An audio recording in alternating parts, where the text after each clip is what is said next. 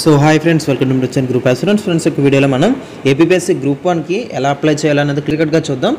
So first of all మనం OTPR అయితే create చేసుకోవాలి.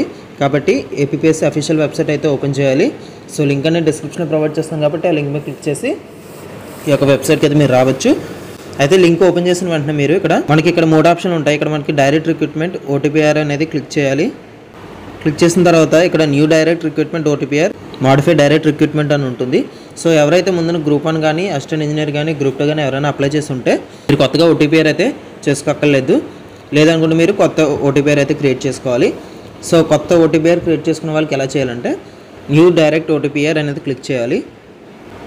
ఇక్కడ మీరు గమనించినట్టయితే బేసిక్ డీటెయిల్స్ అయితే ఎస్ఎస్సి ప్రకారం ఎలా ఉన్నదో అలాగే ఇవ్వాలి. నేమ్ అనేది, అలానే డేట్ ఆఫ్ బర్త్, మీ యొక్క జెండర్ ఇవ్వాలి. మీరు ఏ డిస్ట్రిక్ట్ చెందిన వాళ్ళైతే ఆ డిస్ట్రిక్ట్, మీ యొక్క కమ్యూనిటీ అంటే నథింగ్ బట్ క్యాస్ట్, అలానే మీ యొక్క మదర్ టంగ్, తెలుగు అయితే తెలుగు, ఇంగ్లీష్ అయితే ఇంగ్లీష్, హిందీ అయితే హిందీ ఇవ్వండి. అలానే మీ యొక్క మండల్, మీ యొక్క ఫాదర్ నేమ్, రిలీజియన్ అంటే మతం, అలానే మీ యొక్క విలేజ్, మీ యొక్క మదర్ నేమ్ అనేది ఇక్కడ ఇవ్వాలి. ఇక ఐడెంటిఫికేషన్ మార్క్స్ వచ్చేసరికి మీ 10th ఎలా ఉంటే సేమ్ అలాగే ఇవ్వాలి. అలానే మీ యొక్క ఈమెయిల్ ఐడి, మొబైల్ నెంబర్ ఇవ్వాలి. ఫర్దర్గా అదర్ డీటెయిల్స్ నొక్కాలి. పీడబ్ల్యూడీ క్యాండిడేట్ అయినా, ఎక్స్ సర్వీస్ మ్యాన్ అయినా, స్టేట్ డిపార్ట్మెంట్లో మీరు ఎంప్లాయీగా పనిచేస్తున్నట్టయినా, అది ఒకవేళ ఏ డిపార్ట్మెంట్ అయితే ఆ డిపార్ట్మెంట్ సెలెక్ట్ చేయాలి. అలానే ఎక్స్ ఎంప్లాయ్ అంటే ఆల్రెడీ చేస్తున్నట్టు అయితే ఆ డీటెయిల్స్ ఇక్కడ ఇవన్నీ ఇచ్చుకుంటూ రావాలి. ఒకవేళ చేయకపోతే నో అని ఇచ్చేసేయండి. ఇక అడ్రస్ డీటెయిల్స్కి వచ్చినట్టయితే మీ యొక్క ఫ్లాట్ నెంబర్, కాలనీ నేమ్, ఆ స్ట్రీట్ నేమ్, అలా మీ యొక్క సిటీ కానీ డిస్ట్రిక్ట్ కానీ విలేజ్ కానీ ఏది కొట్టినా పర్లేదు ఇందులో. అలానే స్టేట్, పిన్ కోడ్, అలానే ఇక్కడ పర్మనెంట్ అడ్రస్ టిక్ పెట్టేస్తే ఆటోమేటిక్గా డీటెయిల్స్ ఆటోమేటిక్గా ఫిల్అప్ అయితే అయిపోతాయి.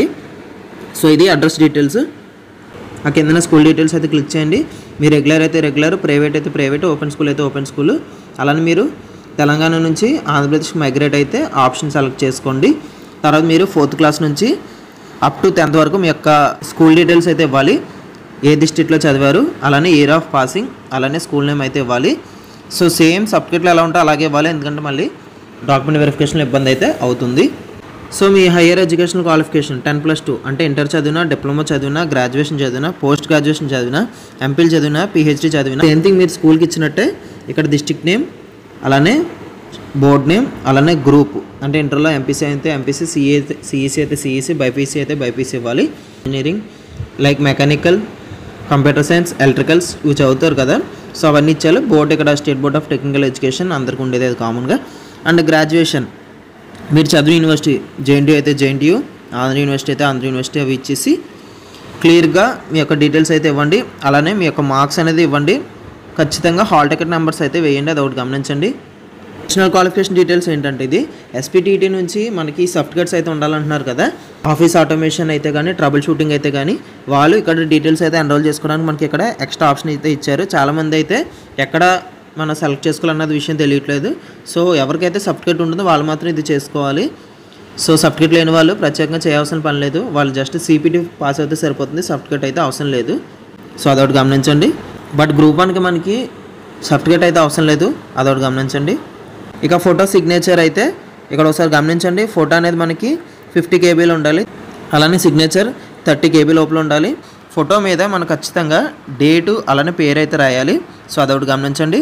ఏపీపీఎస్సీ నుంచి కావాల్సిన నోటిఫికేషన్ అనేవి రావాలనుకుంటున్నారా అంటే ఎస్ అయితే ఎస్, నో అయితే నో అని పెట్టుకోండి.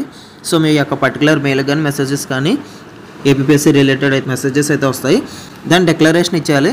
సో వీటన్నిటికి నేను బాధ్యత వహిస్తున్నాను అని ఇచ్చేసి I accept the above declaration tick పెట్టి ప్రివ్యూ నొక్కి సబ్మిట్ నొక్కాలి. సో ఈ విధంగా ఓటీపీఆర్ చేయాలి. సో ఫర్దర్ ప్రాసెస్ ఏంటంటే ఏపీఎస్సీ అఫీషియల్ వెబ్సైట్ వెనక్కి వచ్చి మళ్ళీ ఆన్లైన్ అప్లికేషన్ సబ్మిషన్ క్లిక్ చేయండి. దెన్ మీకు ఈ విధంగా లింక్స్ అయితే వస్తాయి. సో ఇందులో ఏ లింక్ కొట్టినా మీకు మెయిన్ వెబ్సైట్కి వెళ్తారు కాబట్టి ఇబ్బంది అయితే ఏం లేదు.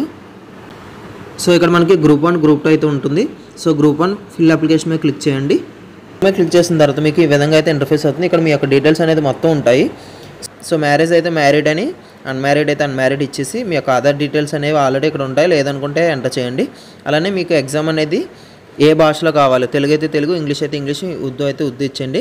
అలానే మీరు ఏపీ స్టేట్ చెందిన వాళ్ళు అయితే ఎస్ అని ఇచ్చేసి మీ యొక్క జోన్ అనేది సెలెక్ట్ చేసుకుని మీ యొక్క డిస్ట్రిక్ట్ అనేది సెలెక్ట్ చేసుకోవాలి నెక్స్ట్ ఫర్దర్గా. సో మీకు స్పోర్ట్స్ కోటా ఉంటే ఎస్ అని ఇవ్వండి, లేకపోతే లేదని ఇవ్వండి. అలానే మీరు ఏదైనా పిఎస్సీలో కానీ యూపీఎస్సీలో కానీ డెబాట్ అయితే ఎస్ అయితే ఎస్, నో అయితే నో ఇవ్వండి. సో మ్యాక్సిమం నో ఇవ్వడానికి చూడండి, ఎందుకంటే ఎస్ ఇచ్చినట్టయితే రిజెక్ట్ అవ్వడం ఛాన్సెస్ చాలా ఎక్కువ ఉంటాయి. ఒక క్వాలిఫికేషన్ అయితే ఇవ్వాలి ఇక్కడ. సో మీ క్వాలిఫికేషన్లు అన్నీ ఉంటాయి. లేదనుకుంటే ఇక్కడ డిగ్రీ ఈక్వివాలెంట్ అనేది ఇచ్చేసండి.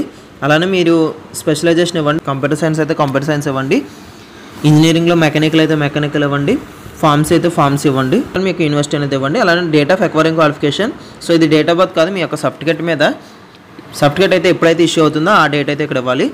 అలానే పేమెంట్ అనేది ఇక్కడ చూపిస్తుంది మనకు ఆల్రెడీ. అదే మనకి ఇక్కడ టిక్ పెట్టి సబ్మిట్ నొక్కండి. సో దీని తర్వాత మనకి పేమెంట్ అనేది వస్తుంది. సో మనకి ఓన్లీ నెట్ బ్యాంకింగ్ కానీ క్రెడిట్ కార్డ్ కానీ డెబిట్ కార్డ్ కానీ మనకి పేమెంట్ అయితే అవుతుందో అదొకటి గమనించండి. సో ఈ విధంగా మీరు ఓటీపీఆర్ అలానే పేమెంట్ అయితే చేసుకుని మీ యొక్క అప్లికేషన్ అనేది సబ్మిట్ చేసుకోవచ్చు. సో ఇది ఏపీపీఎస్సీ గ్రూప్ 1 సంబంధించి. మీకు ఏదైనా డౌట్స్ అనిపిస్తే ఖచ్చితంగా నాకు కామెంట్ సెక్షన్లో కామెంట్ చేయండి. లేదనుకుంటే ఇన్స్టాగ్రామ్లో అయితే మెసేజ్ చేయండి. లింక్ అనేది డిస్క్రిప్షన్లో ప్రొవైడ్ చేస్తాను. సో ఇది ఏపీపీఎస్సీ సంబంధించిన latest updates. So that's it for today's video and thank you.